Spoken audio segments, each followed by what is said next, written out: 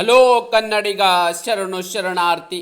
ಇವತ್ತು ನಮ್ಮ job ಸರ್ಚಿನಲ್ಲಿ SSC ನೇಮಕಾತಿ 2025 ಅಧಿಸೂಚನೆ ಪ್ರಕಟವಾಗಿದೆ.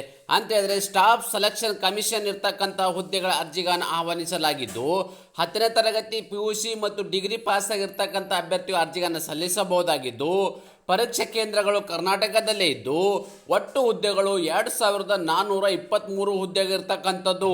ಅದೇ ರೀತಿ ಕೇಂದ್ರ ಸರ್ಕಾರ ಮತ್ತು ರಾಜ್ಯ ಸರ್ಕಾರದ ಹೊಸ ಹುದ್ದೆಗಳ ಮಾಹಿತಿ ನಾವು ಪ್ರತಿನಿತ್ಯ ಕೊಡ್ತಾ ಇರುತ್ತೇವೆ.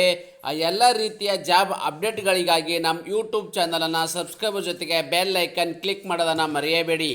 ನ್ಯೂ ಜಾಬ್ ಕನ್ನಡ ತಪ್ಪದೆ ಒಂದು ಲೈಕ್ ಕೊಡಿ. SSC ರಿಕ್ರೂಟ್ಮೆಂಟ್ 2025 ಅಧಿಸೂಚನೆ ಪ್ರಕಟವಾಗಿದೆ. ಅಂತ ಹೇಳಿದ್ರೆ ಸ್ಟಾಫ್ ಸೆಲೆಕ್ಷನ್ ಕಮಿಷನ್ನಿಂದ ಭಾರತದೆಡೆ ಅಗತ್ಯವಿರುವ ಹುದ್ದೆಗಳ ಭರ್ತಿಗೆ ಅರ್ಹ ಹಾಗೂ ಆಸಕ್ತ ಅಭ್ಯರ್ಥಿಗಳಿಂದ ಅರ್ಜಿಗಳನ್ನು ಕರೆಯಲಾಗಿದೆ.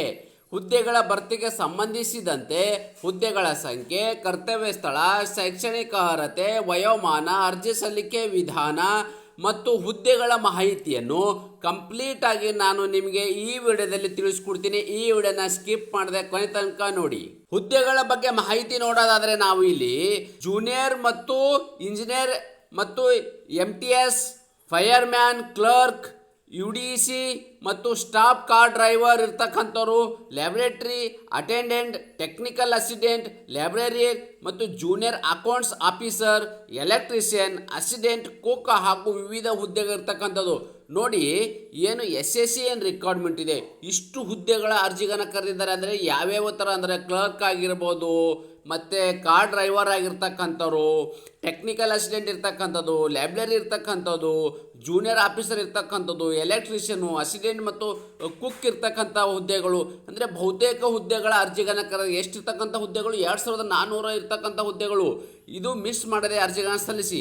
ಅದೇ ರೀತಿ ಕರ್ತವ್ಯ ಸ್ಥಳ ಬಗ್ಗೆ ನೋಡೋದಾದರೆ ಹುದ್ದೆಗೆ ಆಯ್ಕೆಯಾಗಿರುವ ಅರ್ಹ ಅಭ್ಯರ್ಥಿಗಳು ಭಾರತಾದ್ಯಂತ ಕಾರ್ಯವನ್ನು ನಿರ್ವಹಿಸಬೇಕಾಗತ್ತೆ. ಯಾಕಪ್ಪ ಅಂತ ಹೇಳಿದ್ರೆ ಇದು ಗೋರ್ಮೆಂಟ್ ಆಫ್ ಇಂಡಿಯಾದ ಅಂದರೆ ಭಾರತ ಸರ್ಕಾರದ ಹುದ್ದೆಗಳಾಗಿರೋದ್ರಿಂದ ನೀವು ಭಾರತಾದ್ಯಂತ ಕಾರ್ಯವನ್ನು ನಿರ್ವಹಿಸೋಕ್ಕೆ ಸಿದ್ಧರಾಗಿರಬೇಕಾಗತ್ತೆ. ಹಾಗಾದರೆ ಖಾಲಿ ಇರುವ ಒಟ್ಟು ಹುದ್ದೆಗಳ ಸಂಖ್ಯೆ ನೋಡೋದಾದರೆ ಒಟ್ಟು 2423 ಹುದ್ದೆಗಳ ಭರ್ತಿಗೆ ಅರ್ಜಿಗಳನ್ನ ಕರೆಯಲಾಗಿದೆ. ಎಷ್ಟಿರ್ತಕ್ಕಂಥದ್ದು? 2023 ಹುದ್ದೆಗಳಿರ್ತಕ್ಕಂಥದ್ದು. ಹಾಗಾದರೆ ನಿಗದಿಪಡಿಸಿರುವ ಶೈಕ್ಷಣಿಕ ಅರ್ಹತೆ ಬಗ್ಗೆ ನೋಡೋದಾದರೆ ಅಭ್ಯರ್ಥಿಗಳು ಹುದ್ದೆಗೆ ಅನುಗುಣವಾಗಿ ಮಾನ್ಯತೆ ಪಡೆದ ವಿದ್ಯಾಸಂಸ್ಥೆಗಳಿಂದ 10ನೇ ತರಗತಿ, 12ನೇ ತರಗತಿ, ಪದವಿಯನ್ನು ಮುಗಿಸಿರ್ತಕ್ಕಂಥ ಅಂದರೆ ನೀವು SLC, PUC ಮತ್ತು ಡಿಗ್ರಿ ಕೂಡ ಪಾಸ್ ಆಗಿರ್ತಕ್ಕಂಥ ಅಭ್ಯರ್ಥಿಗಳು ಈ ಅರ್ಜಿಗಳನ್ನು ಸಲ್ಲಿಸಬಹುದಾಗಿದೆ. ಯಾಕಪ್ಪ ಅಂದರೆ ಹುದ್ದೆಗೆ ಅನುಗುಣವಾಗಿ ತಮ್ಮ ಅರ್ಜಿಗಳನ್ನು ಸಲ್ಲಿಸಬೇಕು.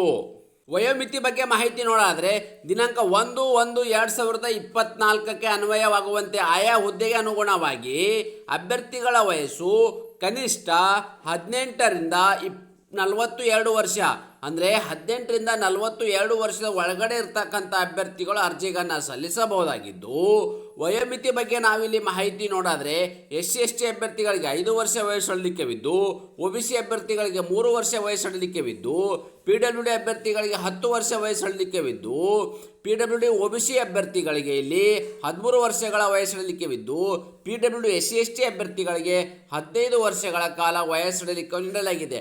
ಹಾಗಾದರೆ ಆಯ್ಕೆ ವಿಧಾನ ಹೇಗೆ ಮಾಡ್ತಾರಪ್ಪ ಅಂತ ಹೇಳಿದ್ರೆ ಅಭ್ಯರ್ಥಿಗಳಿಗೆ ಕಂಪ್ಯೂಟರ್ ಆಧಾರಿತ ಪರೀಕ್ಷೆ, ಸ್ಕಿಲ್ ಟೆಸ್ಟ್, ದಾಖಲೆ ಪರಿಶೀಲನೆ ನಡೆಸಿ ಹುದ್ದೆಗೆ ನೇಮಕಾತಿ ಮಾಡಲಾಗುವುದು. ಮೊದಲೇದಾಗಿ ನಿಮಗೆ ಇಲ್ಲಿ ಒಂದು ಅಭ್ಯರ್ಥಿಗಳಿಗೆ ಕಂಪ್ಯೂಟರ್ ಅಂದರೆ CBT ಎಕ್ಸಾಮ್ ನಡೆಸ್ತಾರೆ. ಅಂದರೆ ನಿಮಗೆ ಕಂಪ್ಯೂಟರ್ದಲ್ಲಿ ಒಂದು ಎಕ್ಸಾಮ್ ನಡೆಸಲಾಗುವುದು. ಆ ಎಕ್ಸಾಮಲ್ಲಿ ಕ್ವಾಲಿಫೈ ಆಗಿರ್ತಕ್ಕಂಥ ಅಭ್ಯರ್ಥಿಗಳನ್ನು ಸ್ಕಿಲ್ ಟೆಸ್ಟ್ ಮಾಡಿಸಿ ಹುದ್ದೆಗೆ ಮೆರಿಟ್ ಲಿಸ್ಟದ ಮೇಲೆ ನೇಮಕಾತಿ ಮಾಡಲಾಗುವುದು. ಪರೀಕ್ಷಾ ಕೇಂದ್ರಗಳು ಇರ್ತಕ್ಕಂಥದ್ದು ಕರ್ನಾಟಕದಲ್ಲಿ ನೋಡೋದಾದರೆ ಬೆಂಗಳೂರು, ಬೆಳಗಾವಿ, ಕಲಬುರಗಿ, ಮಂಗಳೂರು, ಮೈಸೂರು, ಶಿವಮೊಗ್ಗ, ಹುಬ್ಬಳ್ಳಿ ಮತ್ತು ಉಡುಪಿ. ಇಷ್ಟು ಒಂದು ಕರ್ನಾಟಕದಲ್ಲಿ ವಿವಿಧ ಜಿಲ್ಲೆಗಳಲ್ಲಿ ಈ ಒಂದು ಎಕ್ಸಾಮ್ ಕೇಂದ್ರಗಳ ಸೆಂಟರನ್ನು ನೀಡಲಾಗಿದ್ದು, ನಿಮಗೆ ಯಾವ ಒಂದು ಜಿಲ್ಲೆಗಳ ಹತ್ತಿರ ಆಗುತ್ತದೆ ನೀವು ಅಪ್ಲಿಕೇಶನ್ ಹಾಕೋಬೇಕಾದ್ರೆ ಈ ಜಿಲ್ಲೆಗಳನ್ನು ನೀವು ಚೂಸ್ ಮಾಡ್ಕೋಬೋದಾಗಿದೆ. ಹಾಗಾದರೆ ಅರ್ಜಿ ಸಲ್ಲಿಕೆ ವಿಧಾನ ಹೇಗೆಪ್ಪ ಅಂತಂದರೆ ಅಭ್ಯರ್ಥಿಯು ಈ ಹುದ್ದೆಗೆ ಆನ್ಲೈನ್ ಮೂಲಕವೇ ಅರ್ಜಿಗಳನ್ನು ಸಲ್ಲಿಸಬೇಕು. ಈ ಆನ್ಲೈನ್ ಮೂಲಕ ಅರ್ಜಿ ಬಯಸುವ ಅಭ್ಯರ್ಥಿಗಳಿಗೆ ನೀವು ವೆಬ್ಸೈಟ್ ಇದೆ, ಆ ವೆಬ್ಸೈಟು ನನ್ನ ಯೂಟ್ಯೂಬ್ ಡಿಸ್ಕ್ರಿಪ್ಷನ್ ಬಾಕ್ಸಲ್ಲಿ, ಅದರ ಜೊತೆಗೆ ಟೆಲಿಗ್ರಾಮು ಮತ್ತು ವಾಟ್ಸಪ್ ಚಾನಲಲ್ಲಿ ಕೂಡ ಆ ಲಿಂಕನ್ನು ಕೊಟ್ಟಿರ್ತೀನಿ. ಆ ಲಿಂಕ್ ಮೇಲೆ ಕ್ಲಿಕ್ ಮಾಡೋ ಮೂಲಕ ನೇರವಾಗಿ ತಮ್ಮ ಅಪ್ಲಿಕೇಶನನ್ನು ಸಲ್ಲಿಸಬಹುದಾಗಿದೆ.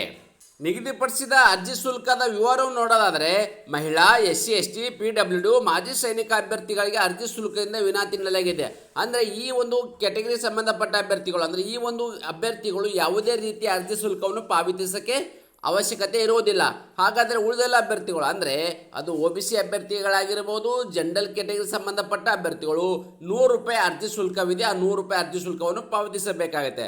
ಹಾಗಾದರೆ ಆ ₹100 ಅರ್ಜಿ ಶುಲ್ಕವನ್ನು ಹೇಗೆ ಪಾವತಿಸಬೇಕಪ್ಪ ಅಂತ ಹೇಳಿದ್ರೆ ಆನ್ಲೈನ್ ಮೂಲಕವೇ credit card, debit card, net banking ಮುಖಾಂತರ ಆ ₹100 ಅರ್ಜಿ ಶುಲ್ಕವನ್ನು ತಾವುಗಳು ಪೇ ಮಾಡಬಹುದಾಗಿದೆ ಅಪ್ಲಿಕೇಶನ್ ಹಾಕಬೇಕಾದ್ರೆ. ಹಾಗಾದರೆ ಅರ್ಜಿ ಸಲ್ಲಿಸಲು ನಿಗದಿಪಡಿಸಿದ ದಿನಾಂಕದ ವಿವರವನ್ನು ನಾವಿಲ್ಲಿ ನೋಡೋದಾದರೆ ಅರ್ಜಿ ಸಲ್ಲಿಸಲು ಪ್ರಾರಂಭ ದಿನಾಂಕ ಜೂನ್ 2, 2022 ಪ್ರಾರಂಭವಾಗಿದ್ದು ಅರ್ಜಿ ಸಲ್ಲಿಸಲು ಕೊನೆಯ ದಿನಾಂಕ ಜೂನ್ 23, 2025 ಇಷ್ಟು ಒಳಗಡೆ ತಮ್ಮ ಅರ್ಜಿಗಳನ್ನು ಸಲ್ಲಿಸಬೇಕು.